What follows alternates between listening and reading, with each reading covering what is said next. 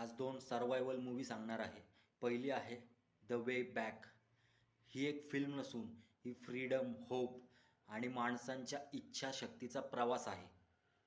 यामध्ये दुसऱ्या महायुद्धामध्ये सोव्हिएत सायबेरियामध्ये काही माणसांना एका छावणीमध्ये कैद केलेलं आहे.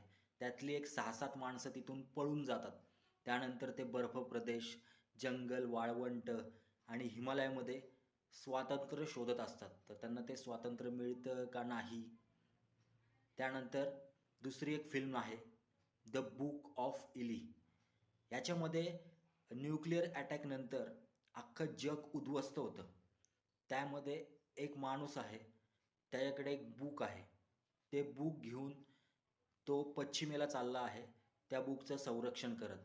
त्यातल्या त्यात एक कार्नेगी नावाचा एक लीडर आहे. त्याला कळतं की ते बुक त्या माणसाकडे